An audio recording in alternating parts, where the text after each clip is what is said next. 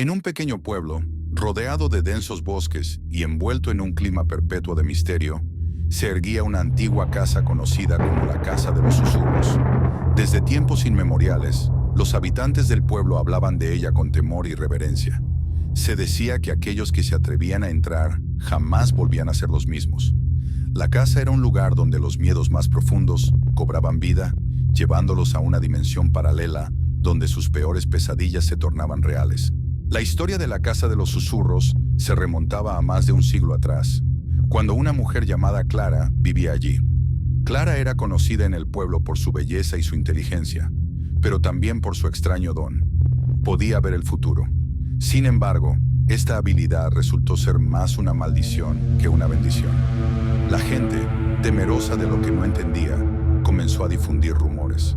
La acusaron de brujería y la condenaron al ostracismo. Clara, abandonada y llena de rencor, hizo un pacto con fuerzas oscuras para proteger su hogar. Desde ese momento, la casa se convirtió en un refugio de horrores, un lugar donde la mente humana se enfrentaba a sus demonios. Pasaron los años y la leyenda de la casa creció. Un grupo de amigos, atraídos por la curiosidad y las historias de terror que escuchaban, decidió que esa noche sería la ocasión perfecta para explorar la Casa de los Susurros. Javier, Laura, Marco y Sofía se adentraron en el bosque en una noche de luna llena, armados solo con linternas y un valiente sentido de aventura. Al llegar, la casa parecía viva.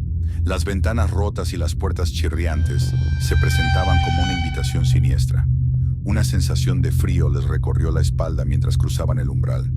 Al principio, todo parecía tranquilo, pero a medida que recorrían las habitaciones, comenzaron a escuchar susurros que parecían provenir de las paredes.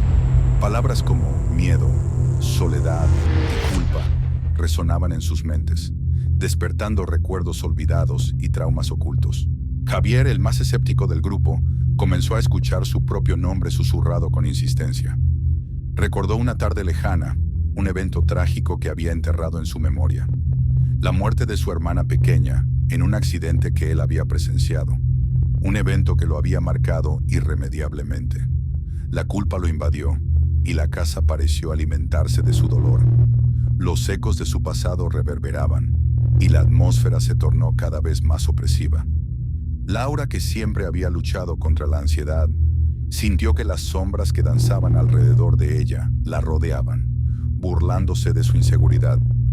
Las paredes comenzaron a cerrarse y en su mente los susurros se convirtieron en gritos. «No eres suficiente». El terror se apoderó de ella y su voluntad de permanecer se desvaneció. Marco, el más valiente del grupo, se encontró atrapado en una habitación vacía que parecía cerrarse a su alrededor.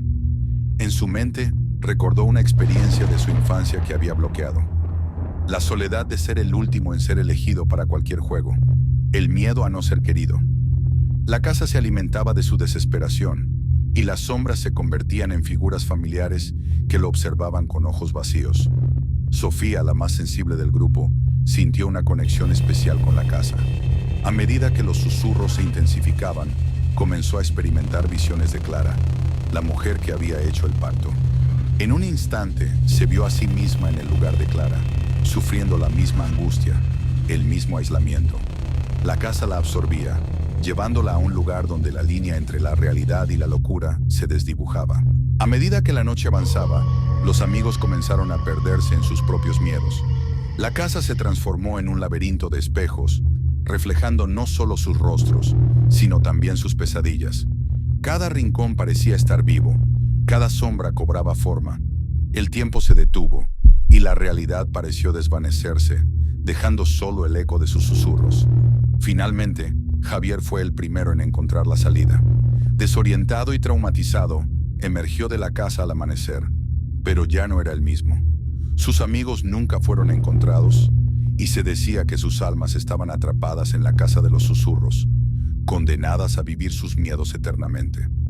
La sensación de pérdida lo consumía, y la culpa por haber dejado a sus amigos atrás se instaló en su mente como un parásito. A partir de ese día, el pueblo se llenó de advertencias.